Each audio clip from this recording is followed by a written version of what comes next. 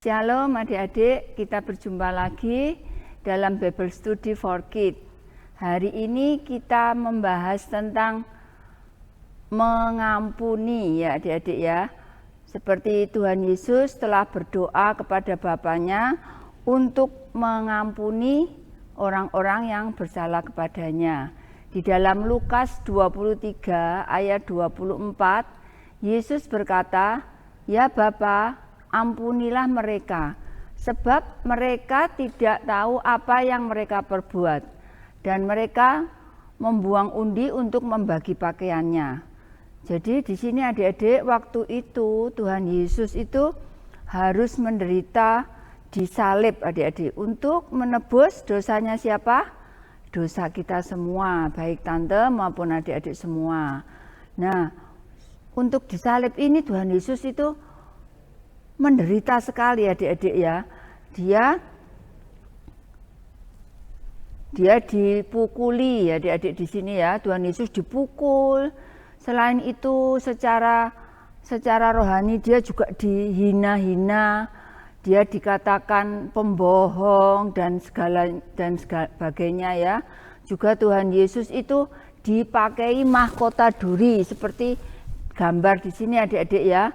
Tuhan Yesus itu menderita sekali baik secara jasmani maupun secara rohani. Dalam perasaannya pun dia tuh bukan orang yang lemah adik-adik. Tuhan Yesus bukan orang yang lemah, bukan orang yang tidak bisa membalas, bukan orang yang tidak mampu berbuat apa-apa. Tuhan Yesus itulah anak Allah, tapi dia itu mau meninggalkan kealahannya untuk menebus dosa kita.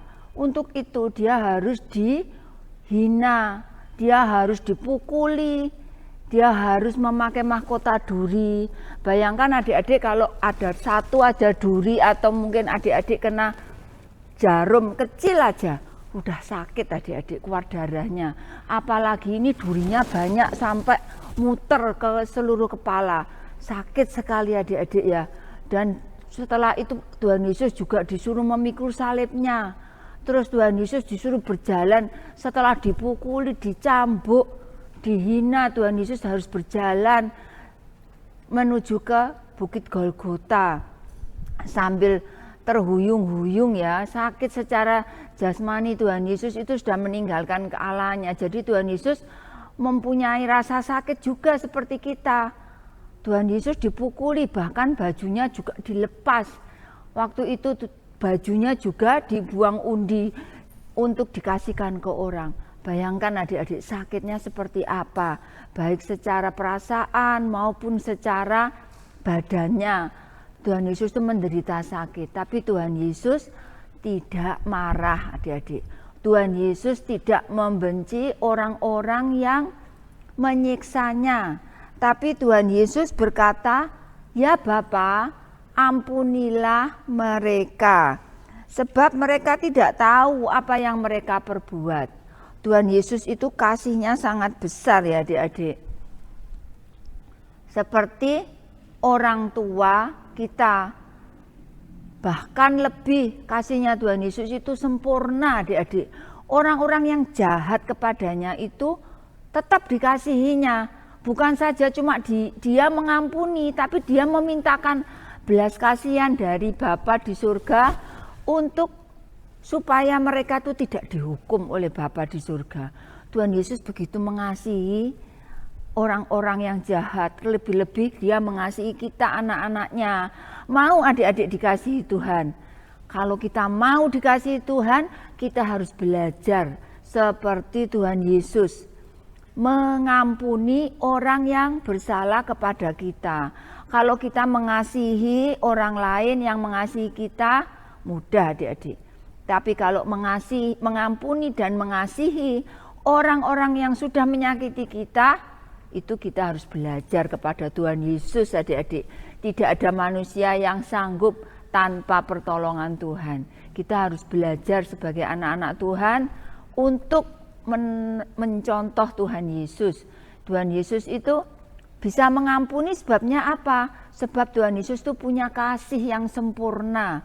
punya kasih dari Bapa. Oleh sebab itu adik-adik, kita mau mohon, minta kepada Tuhan supaya kasihnya Tuhan itu juga turun di dalam hati kita, sehingga kita bisa melakukan seperti Tuhan Yesus, mengampuni orang yang bersalah kepada kita.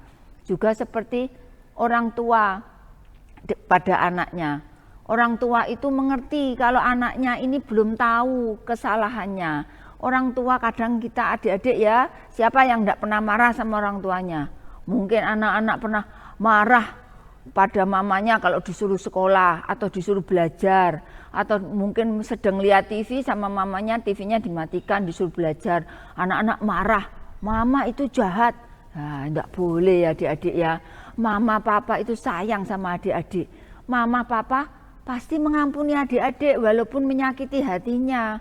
Lebih-lebih Tuhan Yesus. Tuhan Yesus itu ingin supaya adik-adik tahu bahwa kasihnya Tuhan Yesus itu besar. Dan kita sebagai anak-anak Tuhan, kita harus menyontoh Tuhan Yesus untuk mengasihi sesama kita, orang tua kita, juga teman-teman yang bersalah kepada kita. Selanjutnya, nah di sini Tuhan Yesus mengampuni manusia karena Tuhan Yesus itu tahu bahwa manusia itu tidak tahu kalau dia itu bersalah.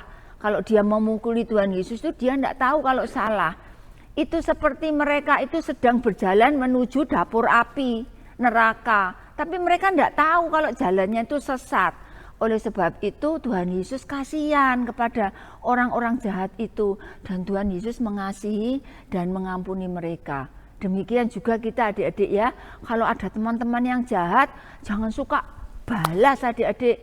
Tapi kita harus punya kasihnya Tuhan.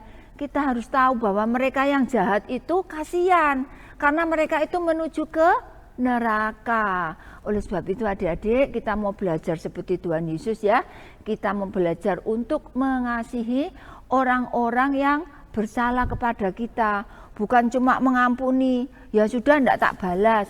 Tapi lebih dari itu, Tuhan Yesus ingin kita mengasihi orang-orang yang bersalah kepada kita. Nah, yang ketiga, mengapa kita harus mengampuni orang yang bersalah? Karena kita harus meniru teladannya Tuhan Yesus. Kita harus mencontoh Bapa kita yang ada di surga. Kalau kita sebagai anak-anak Tuhan, kita harus punya sifat seperti Bapak kita, yaitu Tuhan Yesus. Jangan menyontoh sifatnya iblis yang jahat, tapi kita contoh sifatnya Tuhan Yesus yang penuh dengan kasih, yang penuh dengan belas kasihan dan mau mengampuni. Selanjutnya adik-adik, sekarang apa tindakan kita kalau ada teman yang memukul kita? Seperti gambar di sini adik-adik. Apa yang adik-adik buat? Kalau mungkin adik-adik tidak kuat, orang yang memukul itu besar, ya lebih mudah untuk diam saja. Tetapi kalau adik-adik lebih besar atau lebih kuat, lebih sukar. Mungkin adik-adik bisa balas pukul lagi. Itu tidak boleh ya adik-adik. Belajarlah seperti Tuhan Yesus. Walaupun Tuhan Yesus punya kuasa untuk membalas, tapi Tuhan Yesus tidak membalas. Tuhan Yesus mengampuni. Juga yang gambar di sebelahnya ini. Walaupun tidak dipukul tapi dihina-hina. Diolok-olok. Hei, mungkin pakai kacamata, masih kecil pakai kacamata ya. Oh, atau mungkin kamu bodoh gitu ya.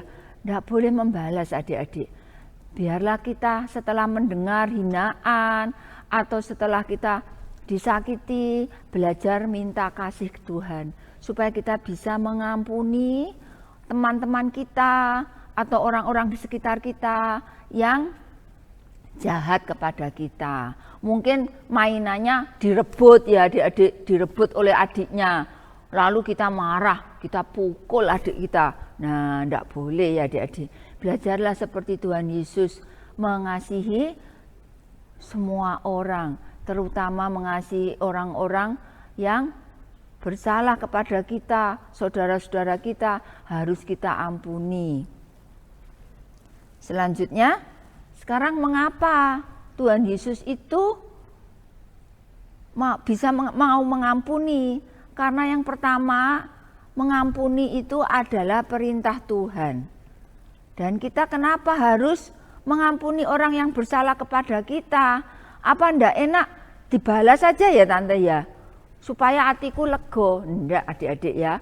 Perintah Tuhan itu perintah yang terbaik untuk kebaikan kita. Yang pertama, mengapa kita harus mengampuni orang yang bersalah? Di dalam Matius 6 ayat 14 sampai 15, perintah Tuhan yaitu, jikalau kamu mengampuni kesalahan orang, Bapamu yang di surga akan mengampuni kamu juga. Tetapi kalau kamu tidak mengampuni orang, Bapamu yang di surga tidak akan mengampuni kesalahanmu. Nah, adik-adik, kita semua ini sudah pernah berbuat salah. Bahkan salahnya kita ini besar sekali kadang-kadang adik-adik ya. Tapi kalau kita menurut firman Tuhan di dalam Matius 6 ayat 14 sampai 15, kalau kita ini tidak mengampuni kesalahan orang, Bapa kita yang di surga tidak mengampuni kesalahan kita. Nah, kalau kita tidak diampuni oleh Tuhan, kita ada di mana ya adik-adik ya? Pasti di neraka, karena kita juga punya salah yang besar.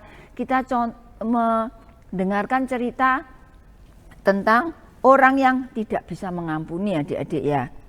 Di dalam Matius 18 ayat 22 sampai 35, ada seorang hamba yang jahat yang tidak mau mengampuni temannya. Kerajaan surga itu seumpama seorang raja yang hendak mengadakan perhitungan kepada hamba-hambanya. Nah, di sini ada seorang hamba yang punya hutang besar sekali kepada raja, yaitu 10.000 talenta. 10.000 talenta, 1 talenta itu sama dengan 6.000 dinar adik-adik. 1 dinar itu upah 1 hari orang bekerja. Jadi kalau 1 talenta itu 6.000 dinar, berarti 6.000 hari adik-adik bekerja, tidak dapat apa-apa, itu upahnya saudara, adik-adik ya. Nah, di sini orang ini hutangnya 10.000 talenta. Lama sekali dia bekerja tanpa upah, itu baru bisa membayar hutangnya. Bahkan sampai seumur hidup dia tidak bisa membayar. Dan hutangnya ini ditagih oleh raja. Dan orang ini berkata, "Raja, aku tidak punya uang, aku minta waktu." Lalu raja berkata, sekarang kamu harus dihukum. Kamu beserta istrimu, beserta anak-anakmu dan semua hartamu, semuanya diambil, dijual untuk membayar hutang itu." Dan orang ini mohon ampun kepada raja. Adik-adik di sini yang sebelah kiri, gambar di sebelah kiri, adik-adik lihat, hamba ini memohon ampun kepada raja dan dia minta waktu kepada raja. Dia minta ampun bahwa dia belum bisa membayar. Dan akhirnya raja itu berbelas kasihan. Raja itu menghapuskan hutang dari hamba yang jahat ini. Raja belum tahu kalau dia itu juga punya sifat yang jahat adik-adik. Dan akhirnya mereka semua dibebaskan. Hamba ini dibebaskan oleh raja ini dari hutangnya. Nah, dia senang sekali karena hutangnya bebas adik-adik ya.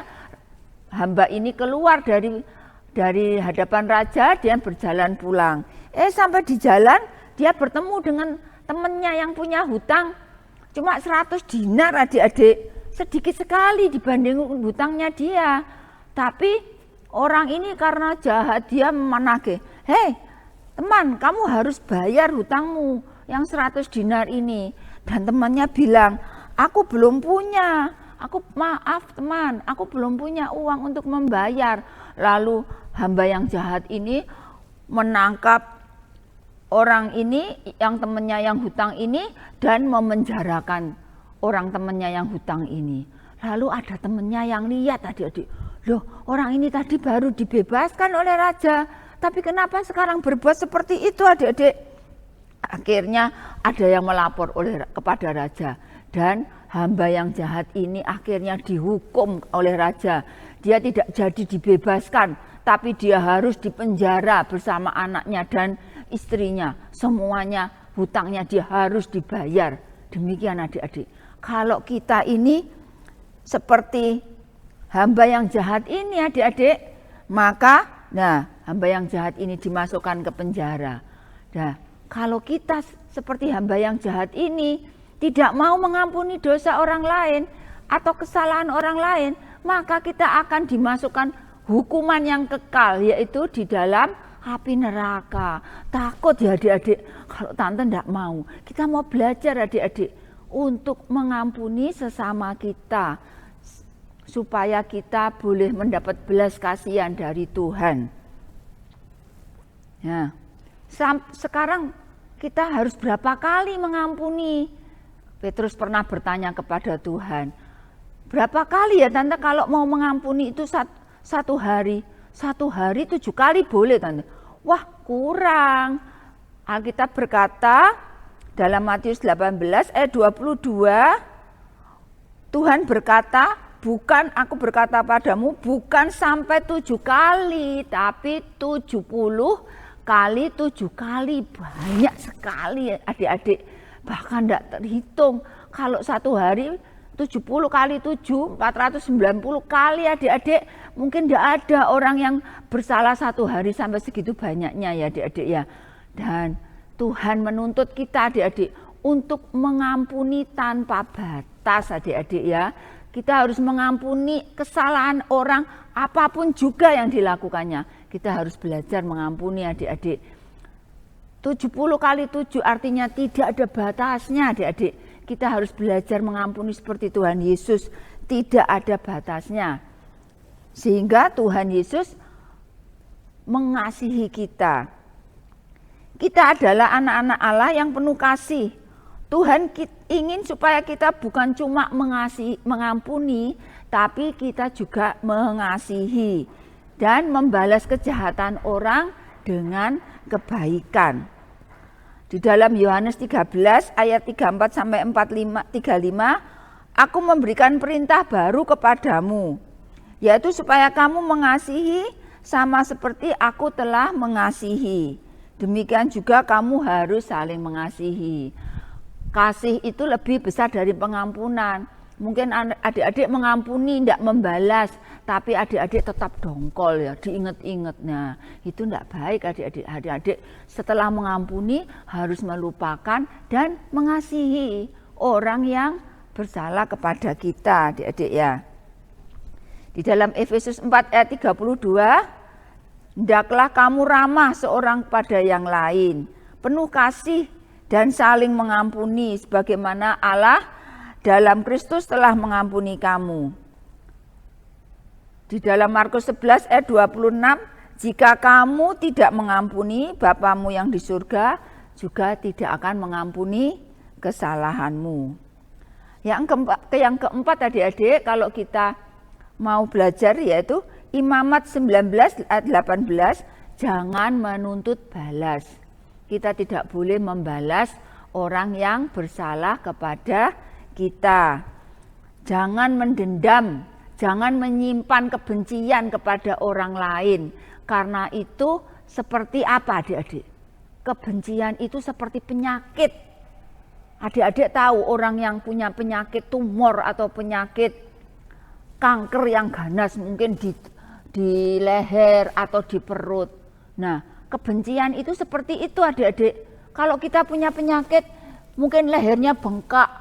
Apa kita mau penyakitnya itu dibawa terus kemana-mana? Tidak enak ya adik-adik. Lebih baik kita ambil meskipun sakit, penyakitnya itu dioperasi oleh dokter. Terus dibuang supaya kita sehat adik-adik. Demikian juga adik-adik. Jangan suka menyimpan dendam, jangan suka menyimpan amarah kepada orang, karena itu seperti kita membawa penyakit, dan penyakit itu harus kita buang supaya kita hidup sehat, hidup berkenan kepada Tuhan ya adik-adik ya. Ini seperti Yusuf, waktu dia difitnah oleh istrinya Potifar, dia tidak bersalah, dia dimasukkan penjara. Waktu Yusuf ini sudah diangkat punya kedudukan tinggi sebagai wakilnya Firaun, Yusuf itu punya kuasa untuk membalas. Tapi Yusuf tidak membalas adik-adik ya. Dan Yusuf bertindak sangat baik. Dia tidak membalas kesalahan orang lain. Demikian juga adik-adik, kita harus belajar seperti Yusuf ini. Tidak membalas kesalahan orang lain walaupun kita sudah mempunyai kuasa, sudah mempunyai kekuatan ya adik-adik. Bagaimana supaya kita bisa mengampuni? Bagaimana ya Tante supaya kita bisa mengampuni? Yang pertama, kita belajar tinggal di dalam kasih-Nya Tuhan. Kalau kasih-Nya Tuhan itu masuk ke dalam hati kita, tinggal dalam hati kita, maka kita akan bisa mengampuni orang yang bersalah kepada kita. Selanjutnya, kita ini harus taat pada perintah Tuhan. Karena Tuhan itu Bapa kita. Dan dia sudah memberi contoh kepada kita. Kita mau belajar taat kepada firman Tuhan. Di dalam Yohanes 14 ayat 23, jika seorang mengasihi aku, artinya Tuhan, ia akan menuruti firman-Ku. Berarti kalau kita bilang, saya sayang kepada Tuhan Yesus, aku mengasihi Tuhan Yesus, berarti kita harus menuruti perintah Tuhan. Dan salah satu perintah Tuhan yaitu kita harus mengampuni dan mengasihi sesama kita ya adik-adik ya. Yang sekarang selanjutnya, apa ya Tante keuntungannya kalau kita ini mengampuni orang yang bersalah kepada kita? Yang pertama, seperti tadi telah Tante ceritakan, kalau kita mengampuni orang berarti kita melakukan firman Tuhan. Kita mentaati firman Tuhan dan berarti Tuhan itu akan mengasihi kita adik-adik. Kita senang karena kita dikasihi Tuhan. Di dalam Yohanes 15 ayat 10 ini tadi, jikalau kamu menurut perintahku, kamu akan tinggal di dalam kasihku, seperti aku menurut perintah Bapakku dan tinggal di dalam kasih-Nya. Nah kalau Tuhan tinggal di dalam hidup kita, Tuhan mengasihi kita, apapun yang kita minta di dalam nama Tuhan Yesus, kita akan menerima. Enak adik-adik. Jadi kita mau belajar taat kepada perintah Tuhan. Yang kedua, kita kalau mengampuni itu enaknya apa? Kita tidak tinggal dalam dosa lagi. Ya seperti tadi adik-adik, kita penyakitnya kita mungkin ada tumor atau apa, kita buang. Ada luka, kita disembuhkan sehingga kita tidak sakit lagi. Ada juga orang yang mengumpamakan kebencian itu seperti orang yang membawa batu besar. Kita membawa batu besar kemana-mana. Jadi kalau orang itu benci kepada seseorang, sama seperti orang ini membawa batu besar. Dan dia ingin melempar orang itu dengan batu ini. Setiap kita ketemu orang itu, hati kita sakit. Nah, itu menyakiti hati kita sendiri adik-adik. Oleh sebab itu, biarlah kita buang batu kebencian, batu kepahitan, amarah, kita taruh, kita buang dalam nama Tuhan Yesus. Sehingga kita terbebas dari beban. Kita tidak menjadi orang yang kepahitan lagi, tapi kita punya sukacita yang dari Tuhan. Yang selanjutnya, kalau kita mengampuni keuntungannya, kita punya damai sejahtera. Kita tidak takut lagi karena kita tidak punya musuh. Kalau kita punya musuh, mau pergi kemana ada musuhnya, takut adik-adik. Apalagi kalau kita lemah. Nah, tapi kalau kita tidak punya musuh, kita akan senang kemanapun juga. Kita pergi, hati kita senang. Kita ketemu semua orang, kita bisa say hello, halo. Kita bisa bersama-sama. Kalau kita ada kesusahan, orang lain semua akan membantu. Mau ya adik-adik ya, kita mau belajar mengampuni sehingga kita punya damai sejahtera dari Tuhan. Yang keempat, kalau kita mengampuni, kita itu menerima hadiah untuk diri kita sendiri. Ya, seperti Yusuf, adik-adik ya. Yusuf itu disiksa. Nah, ini Yusuf itu disiksa, dibuang ke sumur, dijual oleh saudara-saudaranya dijual ke orang asing ya, saudara adik-adik ya. Dan akhirnya Yusuf ini dibawa ke Mesir. Di Mesir pun Yusuf ini menderita, dia tidak bisa ketemu orang tuanya lagi, papanya yang sangat sayang, dia tidak bisa ketemu, bahkan dia dijadikan budak. Budak itu pekerjaan yang tidak enak ya adik-adik ya, dia bisa dipukul, dia bisa dimarahi, bahkan makanannya pun terbatas. Nah, tapi Yusuf ini seharusnya kalau orang manusia yang pada umumnya, dia akan marah pada kakak-kakaknya yang jahat ini. Tapi Yusuf itu orang yang taat pada firman Tuhan. Dia tidak membalas, dia tidak punya hati yang benci, hati yang kepahitan, dia buang semua. Seperti tadi adik-adik ya, kita buang batu-batu yang menghalangi kita. Kita buang adik-adik, jangan mau bawa batu kebencian. Kebencian pada A, bawa batu satu, kebencian pada B. Kalau bencinya banyak, batunya banyak adik-adik, kita membawanya berat. Tidak bisa jalan kemana-mana, tidak bisa mainan, tidak bisa lari-lari. Nah, Yusuf ini orang yang hebat di hadapan Tuhan. Dia mau mengampuni kesalahan saudara-saudaranya dan Tuhan memahkotai dia. Dia dijadikan wakilnya Firaun dan dia bisa memberkati seluruh keluarganya. Dia bisa memberi makan, bahkan dia bisa membawa orang tuanya ke Mesir dan membuat orang tuanya bahagia. Mau ya adik-adik? Kita mau bahagia bersama keluarga kita karena kita melakukan firman Tuhan. Taat pada firman Tuhan, yaitu belajar mengampuni dan mengasihi sesama kita. Kesimpulannya dari mengampuni ini yaitu adik-adik ya, yang pertama kita harus belajar tinggal dalam kasih Tuhan. Kita mohon supaya Tuhan memenuhi hati kita dengan kasih-Nya, sehingga kita bisa mengasihi sesama kita dan kita bisa mengampuni orang-orang yang bersalah kepada kita.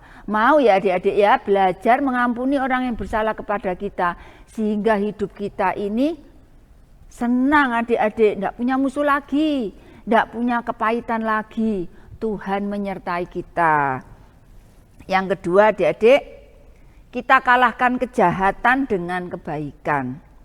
Jangan kalau orang lain itu bersalah, kita ingin membalas. Tapi kalahkanlah kejahatan itu dengan kebaikan. Roma 12 ayat 21.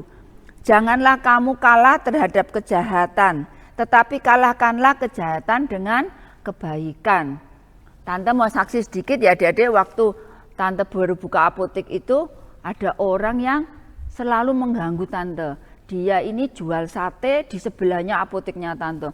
Lalu dikipas sampai besar sekali, asapnya masuk ke dalam apotek sehingga orang-orang yang beli di situ tidak senang, sesek nafasnya karena ada asap yang banyak sekali.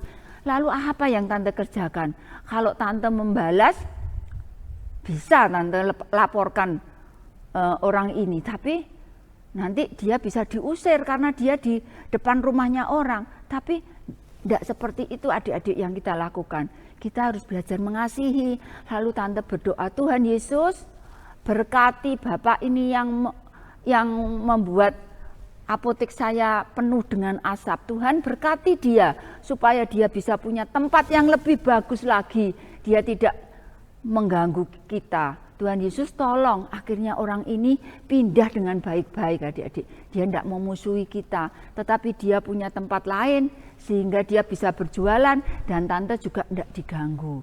Demikian adik-adik, belajarlah untuk mengasihi orang yang mungkin dia senang kalau kita sakit, tapi kita bukan orang dunia, tapi kita anak-anak Allah Bapa kita yang di surga, yang penuh dengan kasih. Biar kita belajar juga mengasihi orang lain adik-adik ya. Yang ketiga, kita belajar buang segala kepahitan, buang segala kebencian, maka hidup kita akan bahagia. Seperti tadi ya adik-adik ya, kita mau bebas dari musuh, sehingga setiap ketemu orang kita tidak punya lagi rasa takut, karena semua orang kita kasihi. Walaupun mungkin orang itu tidak mau mengasihi kita, tapi kita mau belajar mengasihi, kita belajar memberi mereka, maka mereka tidak akan lagi marah kepada kita semua. Dan selanjutnya, kalau kita mau melakukan firman Tuhan dengan mengampuni, maka Allah Bapa akan menyertai kita. Dan kalau kita disertai oleh Tuhan sendiri, maka hidup kita akan bahagia, Tuhan akan memenuhi segala keperluan kita. Bahkan Tuhan akan memberkati kita lebih dari apapun yang kita ingini, yang menyenangkan hati Tuhan. Sekian adik-adik ya, kita mau masuk di dalam doa. Bapa kami yang ada di surga, terima kasih Tuhan buat semua yang Engkau berikan bagi kami Tuhan, buat semua contoh bahwa Engkau mengajarkan kami untuk mengasihi bahkan orang-orang yang menyakiti kami, orang-orang yang jahat kepada kami. Engkau memohon, Engkau memberkati mereka semua. Oh Tuhan, terima kasih ya Tuhan supaya kami jadi anak-anak Engkau yang taat kepada firman Engkau tentang mengasihi dan mengampuni. Biarlah kami mulai saat ini mau belajar untuk mengampuni orang lain dan kami akan menjadi anak-anak yang kekasih dari Bapa yang di surga. Terima kasih ya Tuhan, beri kekuatan pada kami semua, juga anak-anak yang mendengarkan, dengan semuanya yang mendengarkan Bible Study for Kids ini, supaya kami semua boleh menjadi seperti Engkau, meneladani kasih Engkau yang sangat sempurna dalam hidup kami. Terima kasih Tuhan, di dalam nama Tuhan Yesus kami alaskan doa ini. Amin.